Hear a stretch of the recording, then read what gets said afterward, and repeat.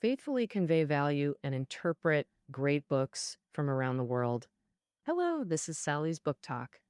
Today we're discussing the book, The Balanced Scorecard, Translating Strategy into Action.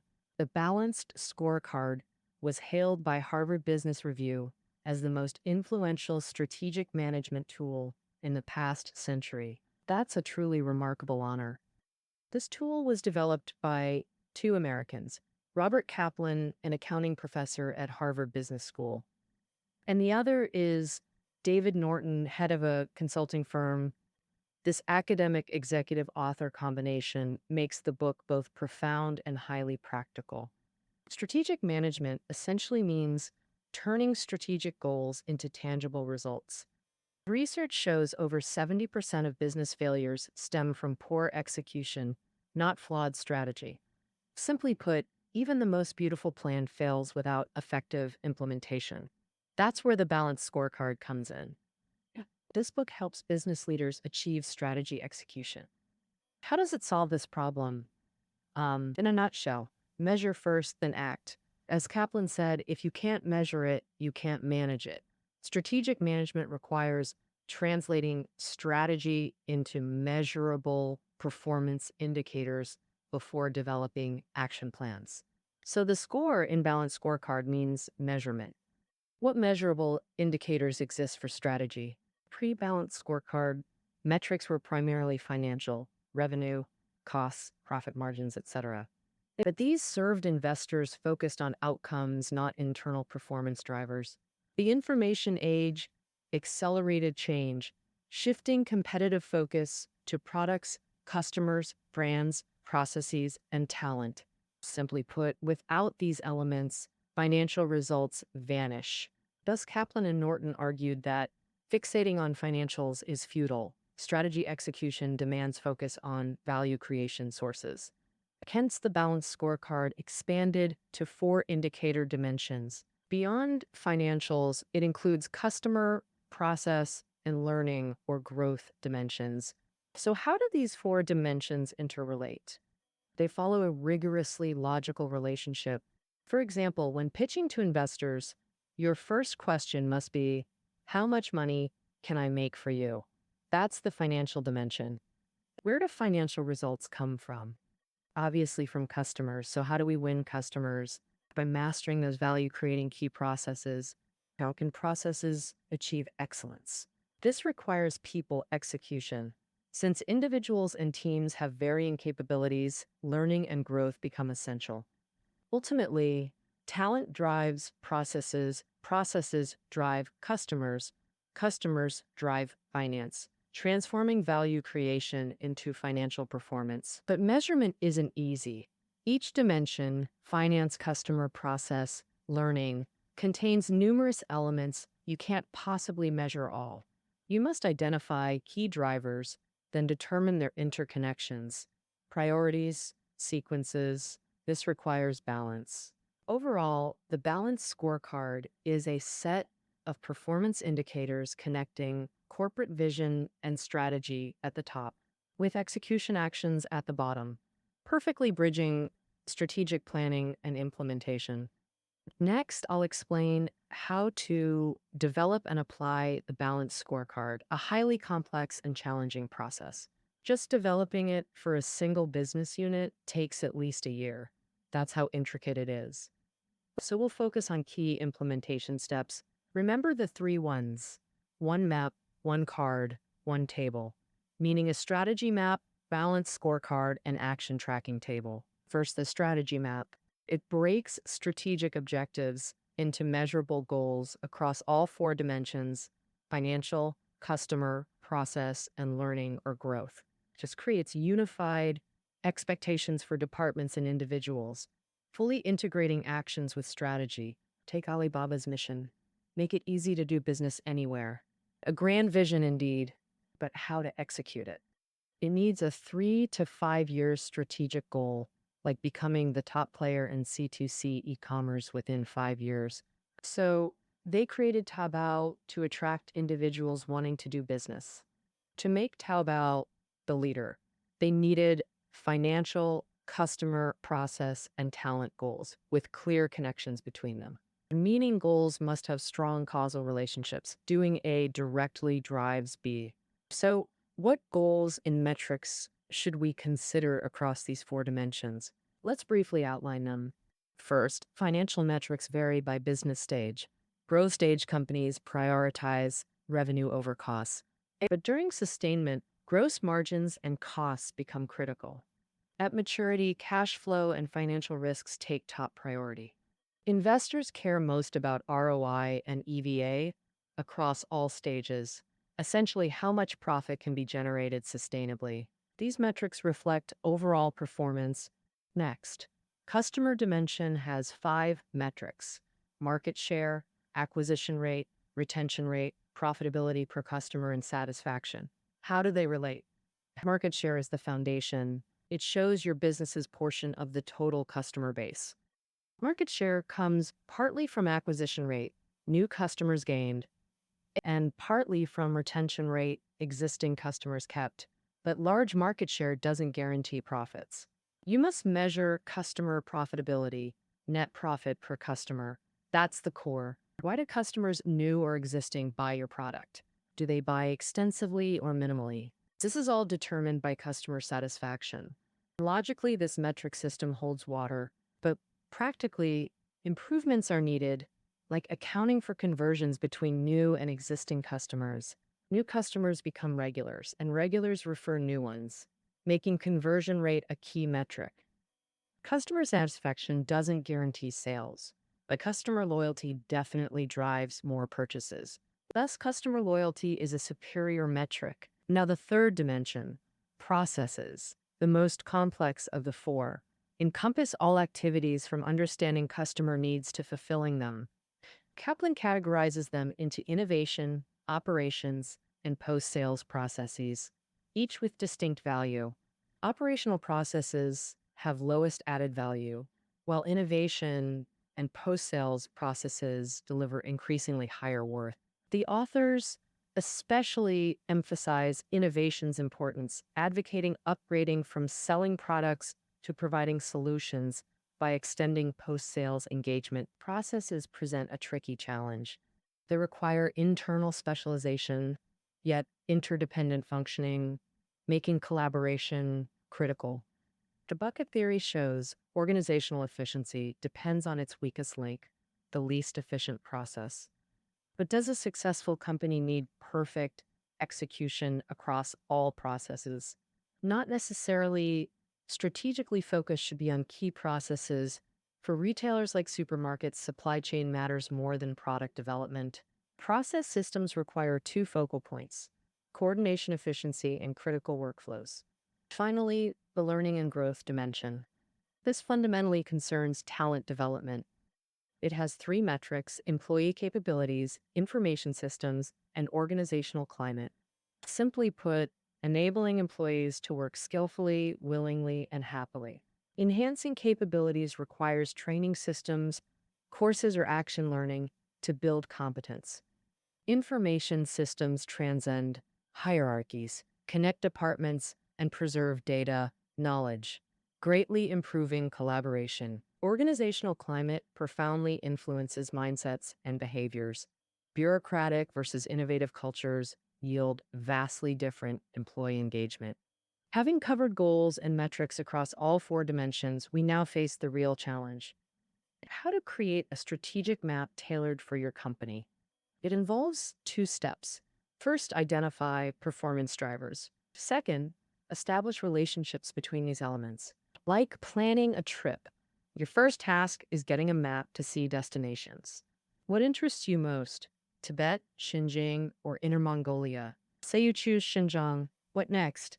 Select specific attractions. Xinjiang is vast. Which sites to visit? After picking Canis Turpan and Ili's grasslands, plan timing and routes. Similarly, businesses need a map showing how to reach goals. Required investment, necessary conditions, defining products, target customers, talent needs, and key actions. Suppose you run an enterprise software startup with funding. You must balance investor expectations with your vision. Investors want rapid scaling for IPO or acquisition. You might prefer sustainable profitability. Here's the conflict. Product-led monetization often can't be rushed, but boosting valuation demands aggressive expansion. Yielding to investor pressure often leads choosing the growth path. How to measure this financially? Two metrics matter: sales growth rate and market share. The first signals strong growth momentum. The latter demonstrates market dominance. After setting these targets, strategize how to achieve them. Simply put, sales revenue depends on volume times price, while market share focuses solely on volume. These metrics sometimes conflict. Consider Kihu 360. Making antivirus free made them cybersecurity leaders, but could your cash flow survive the revenue hit? You must then secure funding sources. See how complex this gets? Exactly. This is the core difficulty of strategic mapping. It demands identifying key drivers across all four dimensions and establishing their interconnections. That example only covered the financial dimension. Just imagine how tough it is to identify key factors across customer, process, and learning dimensions and map their causal relationships. To establish causal links, Kaplan and Norton proposed a hypothesis-driven approach. Essentially, you keep asking, if X happens, then Y will follow? Let's demonstrate. Linking sales training to profit growth through logical deduction. And if we boost employee training, their sales skills will improve. If sales skills improve, sales efficiency rises, and higher sales efficiency leads to increased profits. Take Kenyan stores. Their owner aimed to double revenue within 5 years. How to achieve this? First, decompose revenue. If per store sales grow and store count increases, total revenue rises. Second, from customer perspective, store revenue equals average spend times customer count. Boosting both factors inevitably lifts revenue. Third, segment further by product lines. Which products have high sales velocity? Shirts, pants, or dresses? Optimizing product mix can accelerate sales volume. Could we command premium pricing? Promoting branded items is one approach.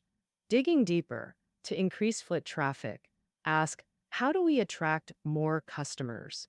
Once inside, how do we convert them?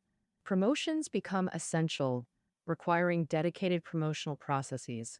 Launching new products demands innovation processes, but processes need talent, tying into learning and growth systems. So Kenyon's case sounds simple theoretically, but proves difficult practically. Why? Because the map is a logical framework, theoretically sound but not guaranteed in execution. So you still need two methods of proof. The first is to speak with facts, meaning your causal relationships need evidence from data, cases, and past experiences. The other method is to speak with examples. Whether you have sufficient personnel, finances, and materials, and whether there are specific feasible solutions are all crucial. In short, businesses don't need a beautiful strategic map. They need one that can be implemented. With the strategic map done, half of the balanced scorecard development is complete. The balancing part is finished. The other half is scoring. How do we handle that? It involves identifying key metrics and setting numerical targets. Using the Kenyan stores example, your boss assigns you to quadruple sales revenue in 5 years, adding 1 billion. How can you achieve this? The first step is to break down the sales metrics. You need a meeting with store managers to discuss how many stores are needed, sales per store, and foot traffic. How much do they spend on average? What are they buying? Which items sell best? Keep refining this way until you pinpoint the key metrics. This method is also called scenario planning. Through deep discussion, you might realize current stores can't meet the goal, so new stores are needed. Thus, the number of new stores becomes the first metric.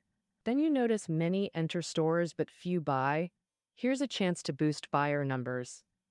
This gives the second metric, customer conversion rate. You might also find products like women's clothing sell better and pricier than men's. Hence the third metric, women's clothing revenue contribution rate. All right, with these three metrics, new store count, customer conversion rate, and women's clothing revenue contribution, you feel grounded. The next task is to determine specific quantities. That is, how many new stores exactly should open? And what should the customer conversion rate be? How high must women's clothing revenue contribution be to suffice? Find reliable quantitative targets to match these three metrics. Then you can score. For example, add 20 new stores, achieve a 70% customer conversion rate, and 70% women's clothing revenue contribution. You could even give it a catchy name, like the 277 growth plan at this stage. With key metrics defined across all four dimensions financial, customer, process, and learning, and balanced quantities, the scorecard is essentially complete. Finally, let's discuss the action tracking table. Since the balanced scorecard guides strategic actions, listing concrete initiatives completes its application. Remember, these are strategic actions, not tactical ones. Tactical actions involve localized, short-term improvements. Strategic actions require holistic, long-term initiatives that fundamentally support strategic objectives. Consider Huabao Chemical, aiming to become market leader. They established two financial metrics. First, maintain 6 to 8% growth over 3 years.